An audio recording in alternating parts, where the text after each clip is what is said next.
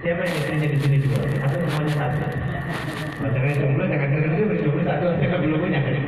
Jadi Nabi Ibrahim istrinya dua. Maka ketika istrinya dua biasanya ada istilahnya apa? Cemburu kan biasa. Makanya Siti Hajar itu diungsikan di Mekah itu diungsikan. Tapi Allah punya skenario yang indah. Di luar ekspektasi kita, di luar ekspektasi Nabi Ibrahim. Ternyata di situ untuk memperbaiki Ka'bah. Ternyata nanti menjadi itu aturnya menjadi Nabi Muhammad SAW. Jadi berbicara tadi bagaimana Nabi Muhammad SAW itu kalau Jawanya dikerjai sama orang-orang kafir Quraisy. Oh kamu juga karena itu harus dari Bani Israel. Kamu pernah nggak ke Masjidil Aqsa gitu? Kamu tahu nggak Masjidil Aqsa itu pintunya ada berapa? Itu dikerjai begitu. Dan Nabi Muhammad memang belum pernah ke sana. Maka bentuk bagaimana di tahun itu adalah Amul Husni. Teman-teman sering dengar istilah Amul Husni. Apa itu Amul Husni? Adalah tahun kesedihan. Siapa backup Nabi Muhammad SAW yang sering kita tahu? Istri beliau Siti Khadijah sebagai seorang perempuan statusnya janda tapi kaya raya dan cantik. Beliau membackup dakwah Nabi Muhammad dengan harta bendanya. Paman Nabi Muhammad siapa? Abu Jahal disuruh Abu Thalib. Abu Thalib membackup bagaimana dakwah Nabi Muhammad. Tapi ketika tahun itu beliau meninggal semua. Maka dikatakan Amul Husni. Nabi Muhammad dalam kondisi sedih, galau, dapat teror dari orang-orang kafir Quraisy tidak berusaha. Maka perjuangan dakwah itu bukanlah hal yang mudah. Dan kalau membandingkan kita belum apa-apanya dengan dakwah Nabi Muhammad SAW, walaupun kalau mungkin dibandingkan di jauh itu lebih susah. Tapi kalau dibandingkan dengan dakwah Nabi Muhammad, kita belum apa-apa, jauh sekali. Maka kalau kita mengukur itu, maka Nabi Muhammad sebagai apa? Uswah, sebagai contoh yang begitu besar buat kita. Maka ketika kita dakwah lagi kondisi galau, ada yang fitnah, ada yang apa ya, kita agak adem. Dan memang tidak mudah. Nabi Muhammad itu kalau dapat fitnah, itu kira-kira bagaimana sikap Rasulullah? Memberikan hadiah. Maka salah satu ciri bagaimana zuriyah Rasulullah, ciri habaib yang betul, kalau difitnah itu dia tidak marah, malah memberikan hadiah. Ini terjadi beberapa tahun yang lalu, di tahun 2006 Sayyid Alwi bin Muhammad bin Sayyid Ahmad bin Alwi Al-Maliki di Mekah difitnah, bombardir sama orang Wahabi. Kemudian bukannya marah, orang yang fitnah itu diberikan hadiah, didatangi ke rumahnya diberikan hadiah. Nah ini justru akhlak seperti ini yang membuat orang Wahabi itu terbuka, mendapatkan hidayah. Dia langsung ngomong, memang benar engkau adalah keturunan Nabi Muhammad. Kalau tidak Muhammad pasti engkau tidak akan melakukan seperti ini. Jadi salah satu bukti. Jadi ciri-ciri turun zuriyah Rasulullah itu ada beberapa. Di antaranya nomor 2-nya di antaranya disebutkan apa? Zuriyah Rasulullah atau para habaib itu tidak akan dimakan binatang buas. Nah kalau mau tes, kita itu zuriyah Rasulullah. Kalau ada singa, ada yang buas ya masuk kandang. Kalau dimakan berarti bukan. Tapi insya Allah jangan dites. Cuma kita yakin bahwa kita bapaknya juga bukan habaib. Ya. Di situ apa? Tadi bercerita tentang untuk mengetes bagaimana Rasulullah itu nabi betul atau bukan. Itu ditesnya itu macam-macam. Dan orang Yahudi, orang di Mekah itu macam-macam. Di Madinah apalagi Yahudi, Nasrani itu kumpul. Ya, makanya ada piagam Madinah. Di situ Nabi Muhammad itu dites dengan pertanyaan-pertanyaan yang mungkin dianggap tidak remeh, tapi nyatanya ditanyakan. Contohnya, makanan apa yang pertama dimakan oleh penduduk surga? Siapa yang tahu? Ini yang tahu hanya Nabi, kata-kata orang Yahudi ini. Karena disebutkan di dalam kira-kira mereka. Tapi Nabi Muhammad menjawabnya dengan fasih. Dengan pertanyaan-pertanyaan beliau jawab dengan fasih. Sampai kira-kira yang tidak mungkin. Siapa yang pernah sholat di Masjid Ahmad Yani? Ahmad Yani ya, Raya. Siapa yang pernah? Siapa yang pernah sholat di Masjid Ahmad Yani di sini? Ayo sini lah, yang dekat sini di apa namanya? Al-Amanah, ya. Siapa yang tahu? Pintunya ada berapa? Oh, itu berapa? Lampunya ada berapa? Dan orang yang begitu tanyanya begitu. Tanya kepada Nabi Muhammad, kalau kamu benar tahu Masjidil Aqsa, ditanya, pintunya Masjidil Aqsa itu ada berapa? Sebelah kirinya ada pohon apa? Buah. Itu apa namanya, ventilasinya bagaimana? Ditanya detail. Tapi Nabi Muhammad bisa menjelaskan dengan akurat 100%. Jadi kalau bahasanya sekarang kira-kira malaikat Jibril mungkin memberikan live streaming lah. Bahasa sekarang itu biar kita gampang gitu kan. Kok bisa tahu bagaimana? Kan kita anak zaman now kan. Coba jelasannya gampang gimana? Dia malaikat Jibril live streaming Masjidil Aqsa. Wah, tanya pintu. Oh, saya ini dijawab dengan detail dan dengan benar. Makanya itu subhanallah asra bi 'abdihi laylan min al-masjidil haram ila al-masjidil aqsa. Dan ketika zaman itu sesuatu yang sangat mustahil.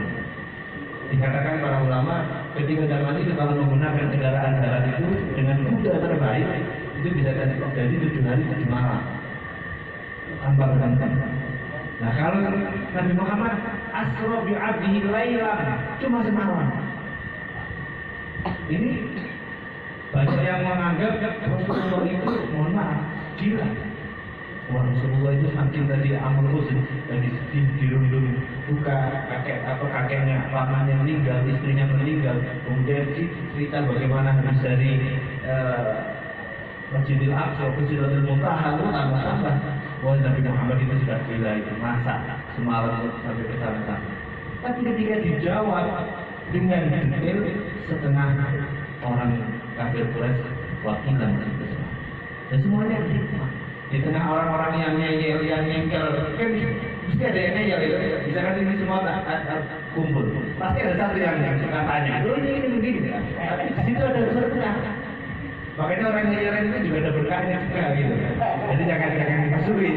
Kalau nggak ngeyel, orang jadi nggak tahu. Ya itu begitu.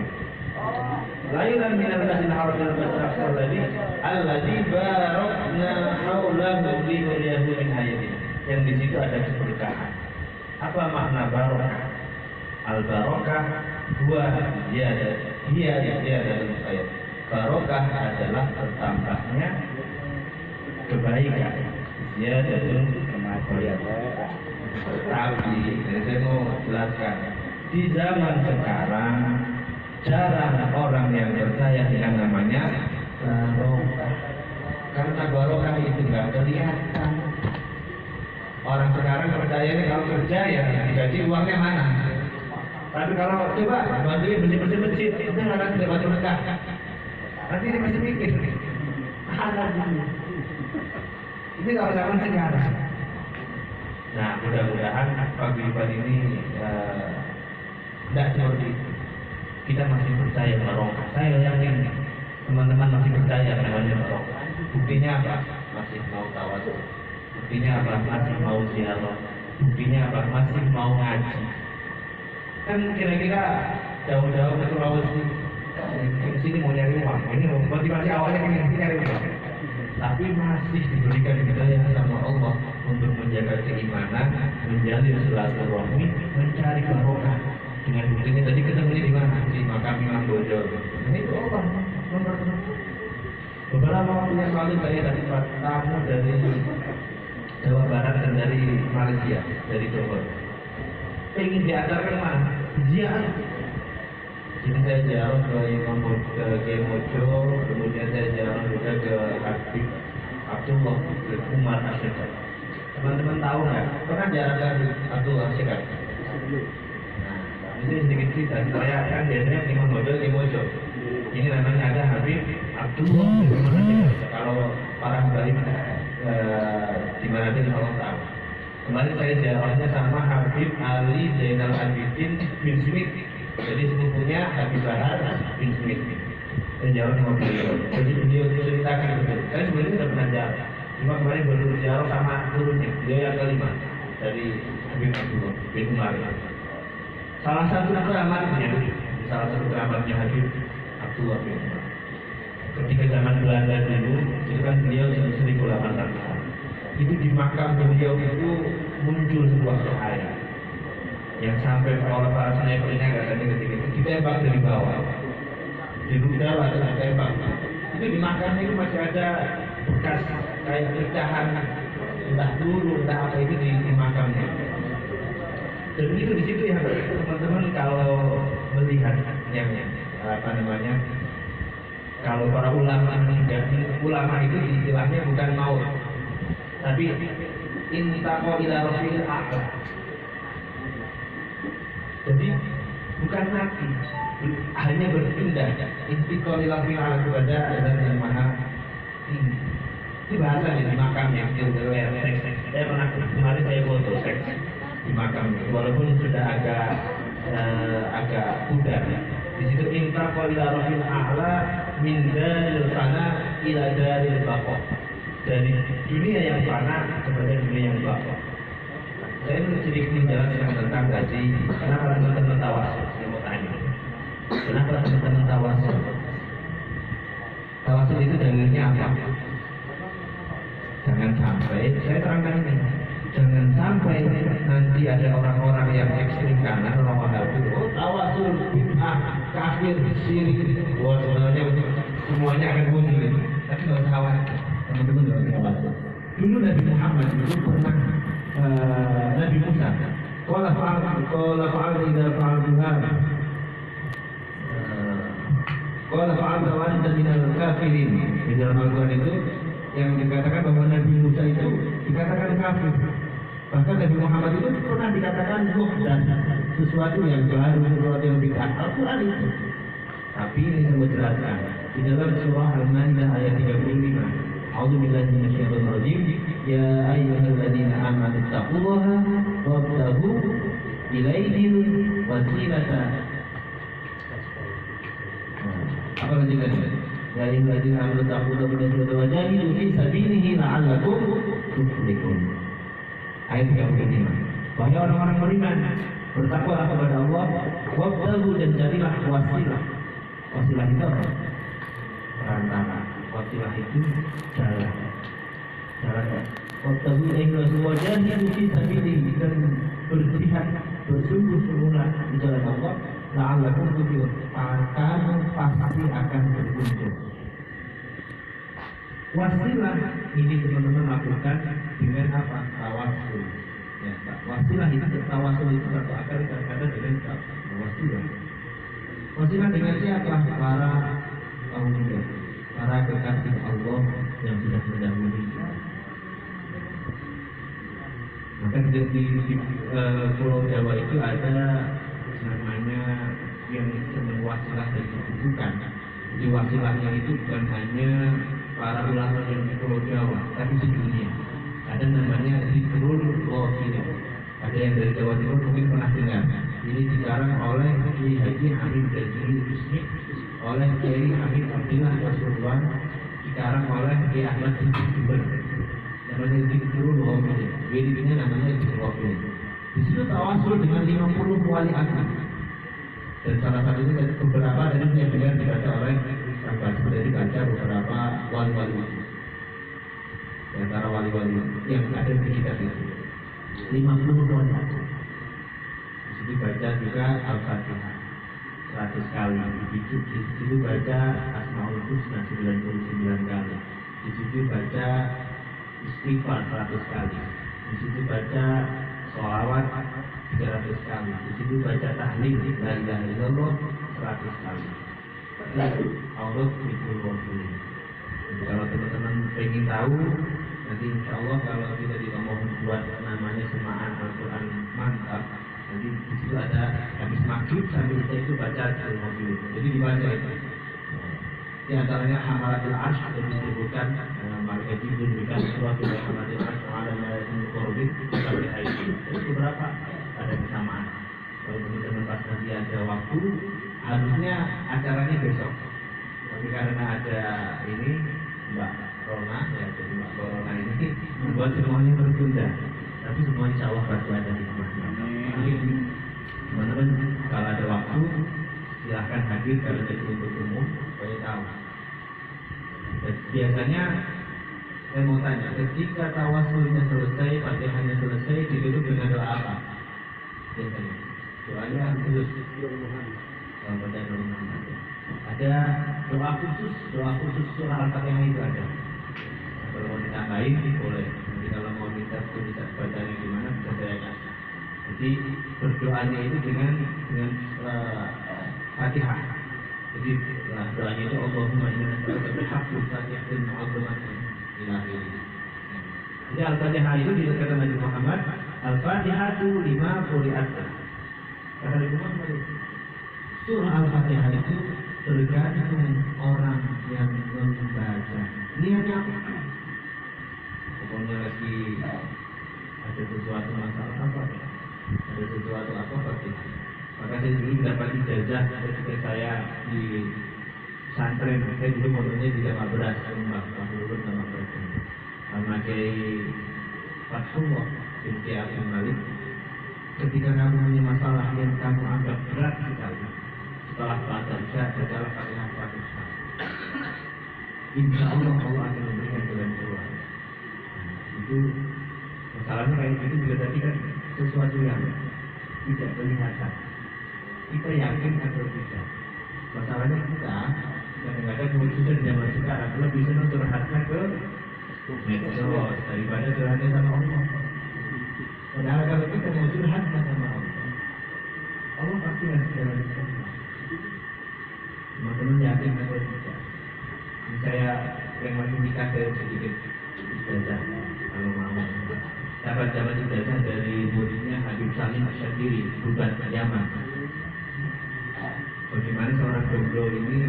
Saya juga jomblo sekarang Ustaz saya nggak laku ini gimana gitu kan? Ada doanya nggak? Ada, doa itu lengkap. Nah, doanya apa? Di dalam Al-Quran ada Rabbi inni lima anzalta ilayya min khairin faqir. Kemudian sudah nikah sudah, nanti tinggalin istrinya. Tidak usah baca. Yang penting jomblo ini. Rabbi inni lima anzalta ilayya min khairin faqir. Dibaca 100 kali. Rabbi inni lima anzalta ilayya min khairin faqir. Dicek di surah Al-Qasas. Rabbi inni lima anzalta ilayya min khairin faqir. Doa ini diabadikan oleh Al-Quran yang dibaca oleh Nabi Musa AS. Nabi Musa itu orangnya temperamental. Kira-kira ada masalah ya, pukul. Maka di dalam Al-Quran tawakal Nabi Musa apakah alaih wala hadarin amal syaitan. Jadi Nabi Musa itu punya masalah, tangannya di rumah dulu.